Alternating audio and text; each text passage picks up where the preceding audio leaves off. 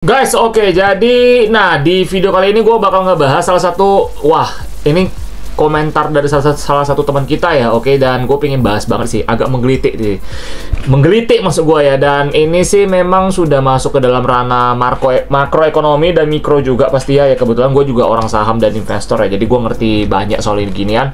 Nah, jadi ini tentang apa sih? Jadi setelah gue baca, memang ada benernya sih, dan gue udah bilang itu juga di IG gue pastinya. Gue bilang apa, bahwasannya ke depan mungkin Gundam ini bakal berdiri satu level dengan hobi-hobi seperti kayak diecast kah, atau mungkin yang lebih mahal lagi seperti statue atau hot toys dan sebagainya. Karena ini memang boleh dibilang udah untuk bener-bener untuk kaum tertentu doang. Karena kenapa? Harga makin naik yang pertama. Yang kedua, makin lama ini barang-barang bandit ini kan makin lama makin nggak kejangkau nih untuk orang banyak nih. Bahkan mereka tuh cara alternatif itu bootleg gitu loh. Ya, apakah itu salah? Menurut gue benar-benar gak ada salah sih. Jadi gue tuh jujur kalau udah keadaan sekarang sih gue juga speechless ya. Dan gue juga melihat bahwasannya ya mau gimana lagi gitu loh. Maka ada mocin jadi solusinya kan. Nah, kita mau bahas apa sih? Kita mau bahas ini ya. Oke, salah satu komen dari teman kita ini boleh dibilang salah satu yang gue highlight ya. Harga Bandai itu buat orang Jepang, di mana UMR-nya aja 18 juta, dan white collar di Jepang gajinya bisa 24 jutaan, gaji entry level. Cek GPT aja kalau nggak percaya, sedangkan di Indo gaji Jakarta UMR 5 juta, disuruh main hobi begini ya, mencret kebutuhan pokok aja susah. Gue setuju sama dia. Gue setuju banget. Dan gue mau lebih perfect lagi ya. Jadi gini, itu untuk Jakarta, UMR 5 juta. Kalau kita ngomong untuk satu Indonesia, ya, kita ngomong UMR itu adalah 3,5 juta sesuai dengan data. Oke. 3,5 juta UMR untuk Indonesia. Nah, bayangin aja ya. Kita itu kalau 3,5 juta only, lu suruh beli satu Bandai, beli satu HG, beli satu MG dan sebagainya, itu ya orang udah mikir 2 kali, cuy. Gak usah kita ngomong inilah. Hobi ini kan hobi tersier sih, boleh bilang barang tersier sih. Jadi bukan kebutuhan utama sih. Ya, ini untuk orang senang-senang lah, kita ngomong lah ya, have fun lah kalau dia punya uang dingin atau apa gitu. Lo bayangin aja 3,5 juta, satu HG 500, sekarang harganya 500-600 ribu. Buset cuy. Oke. Belum lagi yang FOMO yang tukang goreng harga, yang naikin harga dan sebagainya gitu loh. Nah, jadi menurut gua masalah makro ini juga kalian harus perhatiin, dan kalian udah mesti belajar juga sih. Ketika harga makin naik, apa yang terjadi ya? Nah, di sini ya, kalau memang udah makin naik nggak bisa dijangkau lagi kan, kita ngomong seperti itu loh. Nah, ini sebenarnya komen dari mana sih? Oke, jadi gue tuh tempo hari ya, beberapa hari yang lalu gue tuh ada ngepost ya, komen seperti gue nanya mereka sih, maksudnya teman-teman kita, soal ini, soal masalah ini kan. Gue juga udah ngerti banget nih. Gue bilang, guys, let's be real ya, Gundam sekarang udah tidak untuk semua orang, makin mahal. Banyak harga teman-teman kita yang pemula dan yang mau terjun juga ikut takut, banyak scalper, banyak korupsi harga dan lain-lain ya. Oke, jadi boleh dibilang gue merasa untuk harga Gundam itu memang kebanyakan ada korupsi juga sih, menurut gue sih. Karena kan ya you know lah ya, kayak kita ngomong satu HG harusnya 200 ribu, jadi bisa jadi 500 ribu, 600 ribu, bahkan sejuta gitu loh. Digoreng tanpa ada alasan yang jelas gitu loh. Itu udah kategori masuk ranah korupsi sih sebenarnya sih. Ya, korupsi secara tidak langsung sih. Tapi ini karena mainan, hal sepele, jadi orang nggak ngeh gitu loh. Kalau gue sih, makanya gue tuh asik ngomong, real 1 juta itu harga kriminal. Gue diketawain sama buzzer-buzzer itu semua gitu loh. Apakah gue bakal berhenti menyuarakan ini? Enggak cuy. Real 1 juta tuh yang beli itu orang goblok dan tertolol sedunia sih menurut gue sih gitu. Ya, duit lu kebanyakan, lu kalau mau money laundry, gak usah money laundry di hobi kayak ginian sih. Karena lu kalau money laundry di hobi ginian, oh shit man, lu merugikan semua orang, merugikan teman-teman kita yang pengen beli barang yang seperti ini, hobinya sama gitu loh. Merugikan banget. Jadi image citra di mata orangnya tuh, nanti di mata orang ya, Gundam ini mah untuk orang kaum elitis doang jadinya gitu loh. Ya, jadi gue juga jadi speechless, gue nggak bisa ngomong apa-apa lagi gitu loh guys ya. Dan makin lama makin toxic yang gue tahu ya, itu banyak banget pengkastaan lah, oke? Yang KW lah, ori lah, kayak mocin ada sebagainya, which is itu sangat menjadikan sekali ya menurut gue ya. Makanya kenapa gue nanya itu langsung soal ini semua. Bentar, gue langsung nanyain soal ini, makanya gue nanya kalian ya. Jujur aku juga udah merekomendasi sampai mulai sekarang tinggalin HG. Nah, ini gue juga udah ngomong sih, sekarang itu kita ninggalin HG dan sebagainya. Pokoknya itu gue udah bahas di video sebelumnya itu semua ya. Nah, dari sini gue memang ada nge-screening beberapa komen orang, tapi teman kita satu ini komennya ini sangat intelijen sekali sih menurut gue sih yang ini sih. Ya jadi gue mesti ngomong, gue mesti speak up soal ini juga sih. Jadi itu bener-bener aja sih. Ya masalah UMR juga, ya itu kita ngomong nih. Nah kita ngomong barang bandai menurut doi ya. Itu berarti boleh dibilang harga bandai, barang-barang bandai itu dibuat untuk UMR Jepang. Itu gue setuju banget sih. Jadi ini pengalaman gue ya, gue share doang ya. Gue dulu waktu di Jepang, gue 3 tahun di sana. Ya, gue sempat interview 3-4 perusahaan. Itu untuk fresh graduate ya, yang baru aja, itu di offer gajinya itu sekitar 200.000 yen. 200 sampai 220.000 yen. Cuma tergantung jurusan juga ya. Oke, kalau IT mungkin lebih mahal. Tapi kalau kita sebagai desainer ya itu paling cuma 200 sampai 220.000. Bahkan ada 150.000 gitu loh. Oke, kalau kita kalikan ke Indonesia rupiah berarti sekitar ya 18 juta lah kayak dia bilang gitu loh. Jadi boleh bilang UMR kita ngomong 18 juta lah. 18 juta. Kita ngomong 18.000, 150.000 yen aja deh. Kita ambil the worst-nya ya. Nah, 150.000. Gue dulu pernah di offer juga sama satu perusahaan 140.000 doang. Bahkan ada 140.000. Pernah gue di offer waktu gue di Jepang. Gue udah lamar juga gak keterima. Oke, anyway. Jadi setelah itu kita hitung-hitung nih ya. Uang kamar gue tuh dulu 62.000 yen ya. Sebenarnya uang kamar gue tuh 59.000 ya. Kita kalkulator ya sekarang ya. Lihat ya, kita kalkulator ya. Gue buka kalkulator dulu. Lihat ya.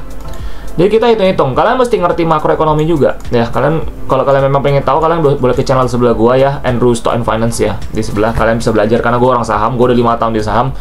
Udah 5 tahun ke atas sih ya. Tahun depan udah 6 tahun. Oke, kita lanjut dulu. Jadi ini kita ngomong nih. Kita 140.000, kita ngomong 150.000 lah ya, the worst-nya ini. Oke, 150.000. Bentar. Oke, gini. Berarti ini sekitar hampir mau 20 juta. Nah, uang kamar gua tuh dulu itu adalah 62.000 yen. Oke, berarti ini 6 juta. Hampir mau 7 juta. Oke, kurang. Berarti tinggal berapa? 118.000. 118.000. Terus, oke, kita ngomong uang listrik. By the way, uang gas di sana mahal ya. Gas di sana itu sekitar 2.000 yen. 2.000 sampai 3.000 yen. Listrik sana murah kok listrik. Listrik itu bisa sekitar cuman 1.800-an yen. Kalau air sana juga mahal. Air bisa 3.000-an yen juga. 4.000 bahkan sampai 5.000 yen air di sana. Air lebih mahal lagi. Jadi air sama gas tuh mahal banget ya. Jadi kita ambil 10.000 aja lah ya untuk biaya utilities ya semua ya. 10.000. Oke. Sip. Nah, kita kurangin apa lagi? Di sana itu ada internet. Internet itu kita boleh dibilang sama handphone digabung jadi satu. Itu handphone. Itu mesti kontrak per bulan. Ya.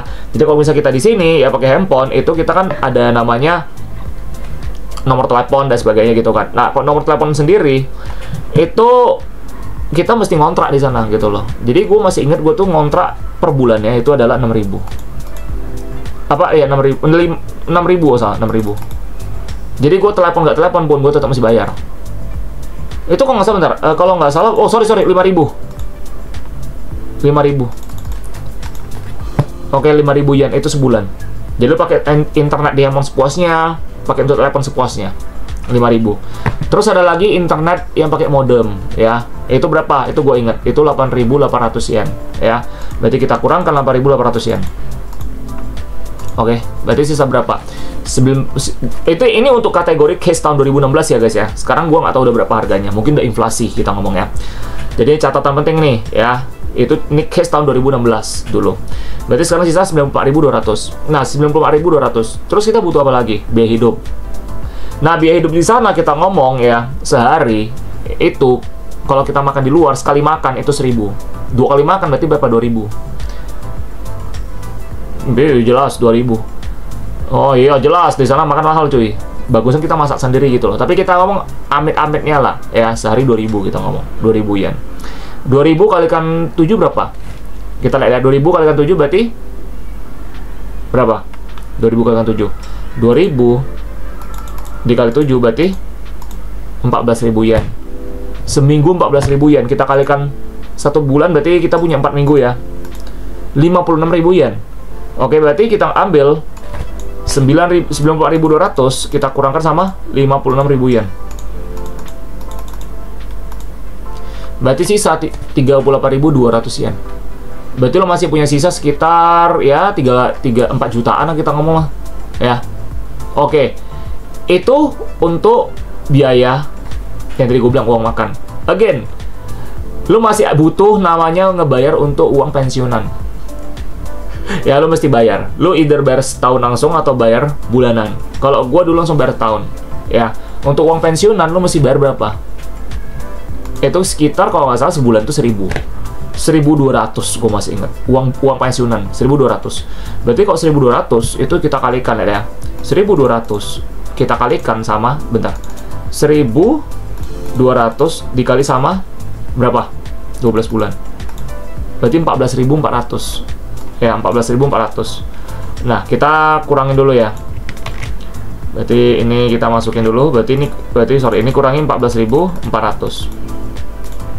Sisa 23.800. 23.800 ya. Oke, ini kita ngomong kasarnya dulu nih. Oke. Belum lagi kalau if lu shit happen dan sebagainya ya, lu kayak mana ya, lu mungkin ada dana darurat, lu butuh bayar sesuatu gitu. Gue dulu ya, terkadang waktu zaman sekolah ya, gue tuh butuh beli sesuatu gitu loh, kayak biaya-biaya di sekolahnya, kayak ada something yang lu mesti bayar gitu loh. Cuma itu nggak rutin banget ya. Tapi kita ini ngomong ambil kasarnya dulu nih. Tergantung tujuan lu di sana ngapain dulu nih. Oke, itu udah semua tuh ya. Apalagi udah itu aja. Jadi kalian tuh hidup pakai kontrak itu semua. Berarti total berapa? Lo bayangin itu 23.800. 23.800. Berarti kita kalau kita tadi ngomong 150.000, kita kurangin 150.000. Berarti lu itu per bulan di Jepang itu sekitar segini. Berarti 15.000, berarti sekitar 156.000. 16 jutaan. Hampir mau 17 juta sih. Ya berarti sekitar segini pengeluaran lo. Untuk yang kita ngomong ini kasar doang ya, untuk konservatif. Sisa berapa? 23.800. Bisa beli Gundam? Bisa. Lo tau nggak satu HG seperti ini aja? Ya cuma berapa? Cuma ribuan yen. Lo cuma 1.000-an, 2.000, nggak sampai 2.000 yen cuy. Kalaupun mereka sudah rilis agak lama, biasa harganya naik. Kalau baru rilis itu bisa didiskon besar-besaran dan bakal lebih murah lagi. Terbalik sama sini. Kalau sini digoreng mahal. Jadi di sana kalau baru rilis itu murah banget. Tapi kalau udah rilis ya udah lebih dari setahun ya, atau mungkin udah beberapa bulan, maka harganya itu bakal naik. Ya paling cuma mentok 1.500 yen sih. Gue masih inget kok. 1.500 yen. Gue beli Siakanta gue 1.500 yen. Gitu loh. 1.300 sampai 1.500 lah. Kalau misal enggak pun di bawah 1.000 doang. Barbatos gue cuma beli 600 yen. Itu 780 yen di Big Camera itu dulu. Gitu loh. Jadi dengan 23.800 kalian udah bisa beli apa aja, banyak cuy. MG kalian bisa beli. Terus apa lagi? Kalian bisa beli figur ya. Gua dulu beli Angela Barza itu di Madarake cuma 4.800 yen cuy. Gila cuy, itu barang rare itu. Sekarang di sini masuk di sini udah 7 juta cuy. Gue punya apa lagi? Tsukahasa ya, dari siapa? Dari FGO ya kan. Lancer itu. Gue beli cuma 8.800 yen. Sekarang di sini digoreng sampai mau 10 juta. Ada yang gue jelek 10 juta. Ada yang gue lihat cuma jualnya 5 juta ada juga. 8 juta juga ada, pokoknya ada jutaan ke atas semua. Gue beli nggak sampai 10.000 yen. Jadi memang kalau kita ngomong ya, seperti kata bro Gunardian ini, itu memang untuk UMR hobi-hobi yang dari Jepang ini lebih tepatnya untuk hobi sana doang.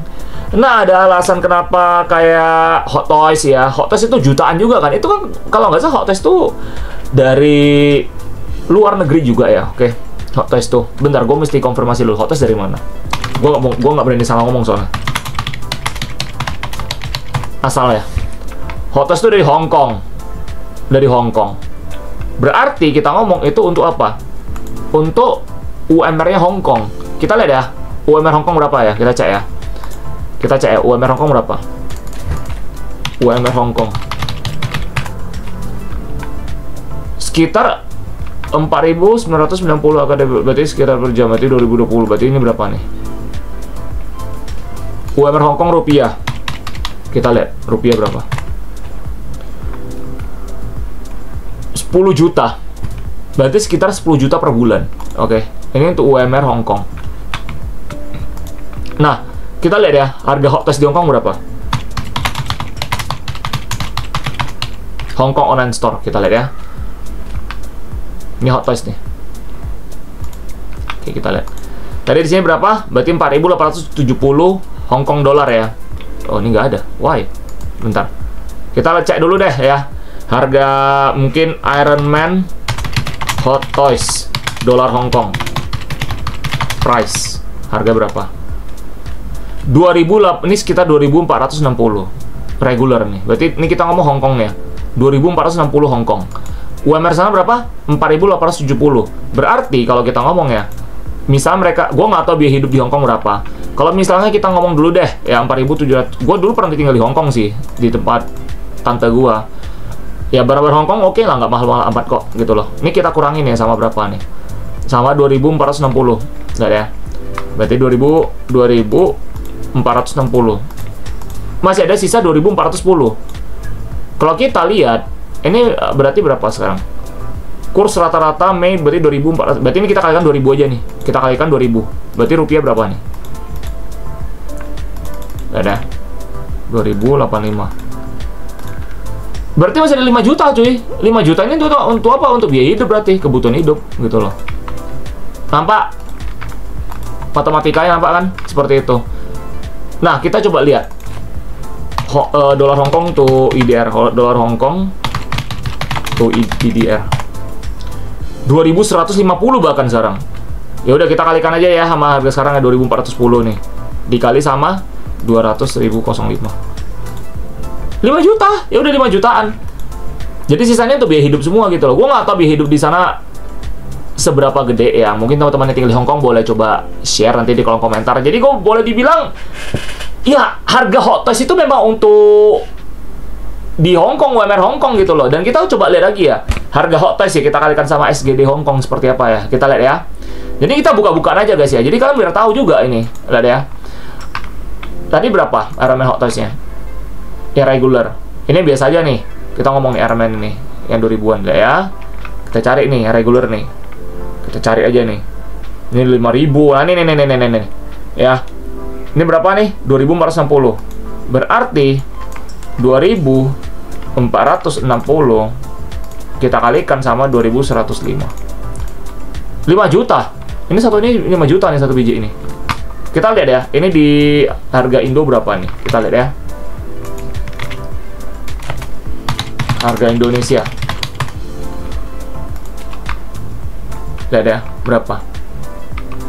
Lihat. 6,9 juta.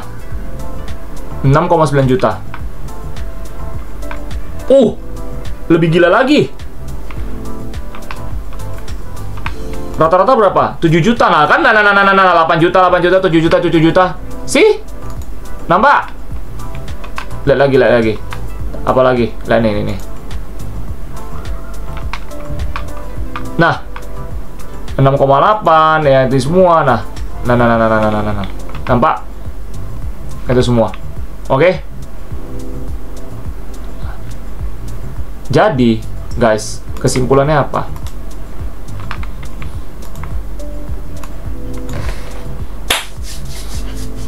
Kalian lihat sendiri, marginnya beda banget kan?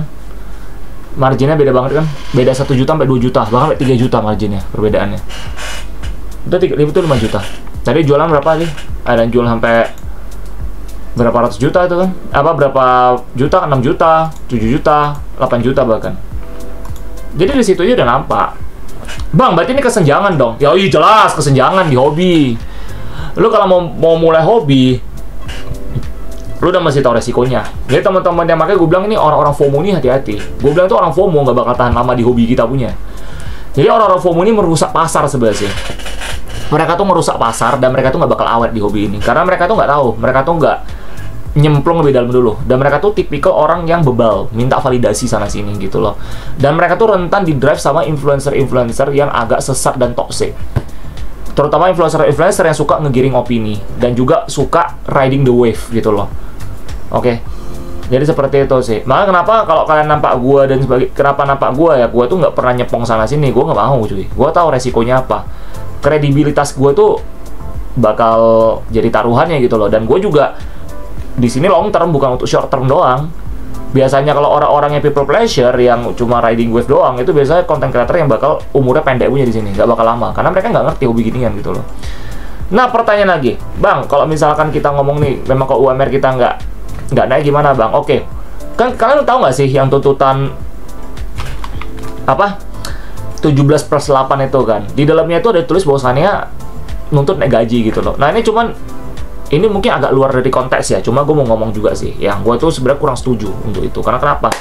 Kalau lu udah nuntut naik gaji, berarti contohnya misalnya nuntut naik gaji nih 50 juta per bulan, berarti gue merasa teman-teman kita demo di luar sana mempertaruhkan nyawanya, sampai ada salah seorang teman-teman kita juga yang sampai meninggal kena lindes. Itu menurut gue nanya kalian, worth it gak? Hanya demi 50 juta atau mungkin 30 juta kita ngomong lah, naikin gaji dan sebagainya gitu, 10 juta, 20 juta, 30. Kalau lu udah ngomong soal nominal, apakah tuh worth it sampai nyawa jadi taruhannya? Coba gue nanya kalian, berarti kecil banget dong berarti nominal kita. Lu bandingin sama yang korupsi ribuan triliun tuh gimana? Berarti harga diri kita tuh sekitar segitu doang gitu loh. Nah, jadi gue mikir sampai sana juga sih. Ya, kenapa gue mikir seperti itu? Kalau gue ya, mungkin kita percantik ya. Mungkin kayak targetin lah minimal UMR tuh berapa lah gitu loh. Lu kalau minimal UMR contoh kayak di Malaysia nih. Di Malaysia sendiri mereka tuh udah minimal UMR kita ngomong gitu loh. Minimal UMR ya. Itu kalau di Malaysia untuk foreigner itu sekitar 2.500 ringgit gitu. Jadi di Malaysia itu ada minimal UMR untuk kategori-kategori tertentu, untuk orang foreigner, untuk orang lokal. Nah, kalau gue pribadi, gue tuh lebih setuju sih kalau kita netapin minimal UMR gitu loh. Kenapa? Kalau misal kita naikin gaji gila-gilaan, yang terjadi adalah inflasi. Kenapa seperti itu? Karena bank bakal menerbitkan uang baru. Menerbitkan uang baru, otomatis valuasi rupiah kita makin melemah. Otomatis sama terjadi, barang semua naik. Belum lagi kita masalah pinjol ya, terus pinjol itu kan berarti NPL, non-profit loan berarti, berapa banyak persentasenya. Itu data semua ada juga ya, bahwasannya kita memang sekarang di masyarakat, kita itu membongkar celengan untuk beli kebutuhan hidup gitu loh, sampai pinjol gitu loh. Itu kalau nggak salah data itu gede banget. Kalian bisa ngecek nanti datanya di CNBC ada tuh. Ya, atau mungkin di mana-mana lah, pokoknya di berita-berita udah ada keluar, silahkan cari aja. Ya, dan menurut gue juga, kalau misalnya inflasi naik dan semuanya, otomatis kita bukan ngomong bahan baku doang ya, bahan kebutuhan pokok ya. Tapi kita punya barang-barang hobi seperti bakal naik juga sih harganya sih. Karena kan diingat loh, kita masuk sini tuh ada tarif, ada SNI, ada cukai, ada pajak lagi. Gua nggak bakal buang ini sih. Jadi ini edukasi buat kalian juga. Jadi kalian yang ngeluh-ngeluh dan sebagainya ini itu bagusan kalau sebelum masuk ke dunia hobi, mikir 2 kali dulu deh. Serius. Kita ngomong deh ya si itulah yang Om Agus itulah kita ngomong. Si Ahmad ya, si AS lah kita ngomong lah, ya rumah di Jara itu Queen Studio banyak dan sebagainya. Kalau dia beli kayak gituan ya, gua tahu karena dia sanggup. Itu miliaran itu hobinya semua itu. Karena dia punya standar udah ada standar udah tinggi gitu loh. Boleh dibilang di atas rata-rata lah kita ngomong lah. Karena gini kesenjangan sih. UMR Indonesia itu 3,5 juta tapi anggota DPR-nya 100 jutaan gitu total per bulannya. Itu which is kan berarti 33 kali kan. Itu kesenjangannya sangat luar biasa gila sih. Negara-negara lain paling parah pun cuma 8 kali. Itu pun di Malaysia gitu loh. Di Singapura kan cuma 5 kali. Negara-negara lain mungkin kayak Australia paling cuma 2 kali dari UMR. Jadi cuma kita paling tinggi sih, dan kita tuh terbukti dari data bahwasannya kita itu kesenjangannya paling tinggi di dunia. Jadi gaji DPR itu paling gede, 33 kali. Holy fuck gitu loh ya. Anyway, lihat. Bapak, ini gua beli MG Origin kemarin guys. Gua beli MG Origin, nampak. Lihat pajak berapa? 73.551. Sebelum pajak itu berapa? 668. Berarti gue mesti kasih mereka tuh satu lagi stand gratis buat mereka gitu loh. Jadi kalau teman-teman bilang kenapa makin lama makin mahal, ya lu mesti ngecek ini. Bond ini jangan pernah dibuang. By the way, ini gue beli di salah satu toko official ya. Oke. Kalian bisa ngecek. Jadi itu yang jadi kendala. Again loh, ini masih pajak loh. Belum SNI, belum cukai, belum tarif lagi loh. Kita di plus. Berarti boleh dibilang kita ini harusnya kalau gua beli si RS78 gua yang origin itu, yang MG-nya, itu harusnya cuman berapa? Berarti kalau kita nggak ada plus itu ya paling cuma berapa? 500.000, 400-an ribu. Jadi boleh bilang plus kita sampai 200.000 cuy. Nah, jadi kesimpulan gimana? Ya, ini sebenarnya video ini terkhusus untuk orang-orang yang mau bener-bener masuk ke hobi ini ya. Apalagi namanya hobi ya. Lu bener-bener mikir 2 kali dulu deh. Belum lagi keadaan di luar sana yang lagi panas juga ya. Oke, masalah yang kemarin heboh-heboh itu yang demo dan sebagainya itu. Yang tadi kayak gue bilang gitu loh. Jadi ini kan kita masih belum tahu lagi nih ya untuk tuntutan 17+8-nya gitu loh. Apakah ini bakal direalisasikan atau enggak, kita nggak tahu. Kita belum tahu. Ya, ke depan abis itu gimana juga kita nggak tahu. Ini bisa mempengaruhi kan, itu makroekonomi guys. Jadi hobi itu it's not cheap ya. Kalian yang asik ngomong bulat, malu dikit lah. Ini untuk penyepong ya. Terkhusus untuk penyepong. Bukan teman-teman yang memang hobi. Penyepong. FOMO, penyepong, normis gue bilang ya. Orang yang nggak suka hobi ini tapi dia nampak ini bisa jadi cuan, dia masuk ke hobi ini untuk ngejualin lebih mahal. Itu oknum itu. Oknum kita tuh orang-orang normis. Musuh kita sama. Gitu loh. Nah, orang-orang bootleg ini, yang penyepong ini, apalagi konten kreator juga yang asik mendewa-dewakan para bootleg, jujur sih, gue sih malu ya, jujur aja sih. Kenapa gue bilang malu? Ya berarti lu minta validasi. Nggak jauh beda sama orang minta validasi. Jadi sebelum nyemplung, research dulu. Lu sanggup gak? Lu mau berapa lama? Gue main Gundam aja itu udah lama banget, udah dari tahun 1999. Pas zaman Gundam Wing. Itu kit pertama gue itu dulu beli di Hong Kong. Itu HG Serpent itu gue beli. Sama Wing juga. Wing Zero ya. Yang HG juga itu dulu banget tuh. Yang jadul. Ya 1/100 ya dulu tuh. Jadul itu. Itu gue beli itu dulu. Itu HG. Pokoknya itu HG non-grade ya. Non-grade atau HG. Pokoknya itu dulu tulisannya HG itu. Pokoknya Serpent lah. Itulah 1/100 lah. Bentar aku cek dulu. 1/1 atau 1/4 ya? Gue lupa pula. Serpent. HG sih, HG 1/100 ini dulu ya. Bentar gue lihat namanya dulu. Serpent Custom. Iya, HG. Ya, HG Serpent Custom yang ini. Yang ini nih. Ah, ini nih. Ini gue punya nih dulu nih. Serpent Custom. Oke. Kalian nampak ya? Nih. Serpent Custom. Ini gue punya. Ini dulu gue punya ini. Di Hong Kong nih gue beli ini. Oke, bagi yang belum tahu. Ya. Ini pertama gue. Dan gue itu main udah lama. Gue sempat berhenti tahun 2005. Itu gue berhenti. Tapi gue balik lagi sampai tahun 2008. Jadi gue punya vakum juga 3 tahun. Gitu loh. Dari 2008 sampai sekarang. Jadi di Medan juga banyak. Gue dulu di Jepang juga beli banyak ya.